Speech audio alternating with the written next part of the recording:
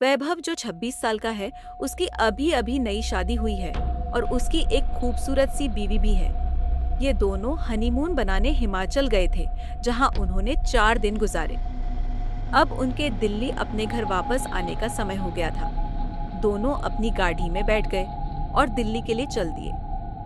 रात के 11 बज गए थे। अब वो हिमाचल की घाटी को पार करने ही वाले थे। रोड बिल्कुल सुनसान थी और गाड़ी बिल्कुल तेजी में जा रही थी। अचानक वैभव को अपनी गाड़ी के आगे एक औरत दिखी, जिसने लाल रंग की साड़ी पहनी थी। वो दूर से ही हाथ हिलाकर गाड़ी को रोक रही थी। उसको देखकर वैभव की बीवी ने उसे गाड़ी रोकने से मना कर दिया, क्योंकि उसको डर था कि ये कोई लूटपाट करने की चाल हो सकती है। लेकिन वो औरत गाड़ी के सामने आ गई, जिससे वैभव को गाड़ी रोकनी पड़ी। वो औरत जोर जोर से दरवाजे को पीटने लगी। उसके चेहरे के हाव भाव से ऐसा लग रहा था जैसे वो किसी बद्धी मुसीबत में हो। वैभव की बीवी ने उसे गाड़ी का दरवाजा खोलने से मना कर दिया।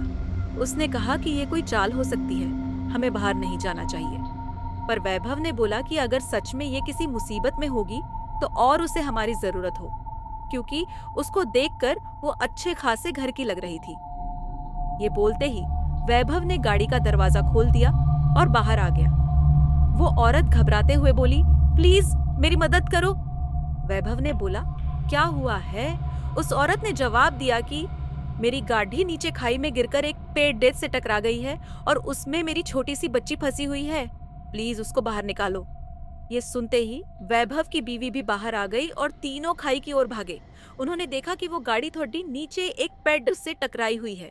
वैभव झट से नीचे की ओर गया। उसने देखा कि पीछे वाली सीट पर एक बच्ची बैठी है जो रो रही है। वैभव ने दरवाजा खोलना चाहा पर वो नहीं खुला। दरवाजा अटका हुआ था। उसने बहुत कोशिश की, तब जाकर वो दरवाजा खुला। वैभव ने उस लड़डचकी को बाहर निकालकर अपनी गोदी में रख लिया, पर लड़डचकी अभी भी रोए जा रही थी और मम्मी मम्मी कर रहा थी। तभी वैभव की नजर आगे वाली ड्राइविंग सीट पर गई, जहां उसे कोई बैठा हुआ लगा। लेकिन आगे वाली गाड़ी का शीशा धुंधला था, तो साफ नजर नहीं आ रहा था। उसने अपने कपड़े से उसे साफ किया और जो वैभव ने देखा, उसे देखकर उसकी पैरों तले जमीन ही खिसक गई। उसको विश्वास ही नहीं हो रहा था। उसने देखा कि आगे वाली सीट पर और कोई नहीं उस बच्ची की माँ थी जो मदद के लिए वैभव को बुला रही थी। उसने देखा कि वो औरत के माथे से खून निकल रहा है और उसकी मौत हो चुकी है। वैभव की पत्नी ने वैभव की हालत देखकर झट से उसके पास आई और वो भी ये मंजर देखकर हैरान हो गई।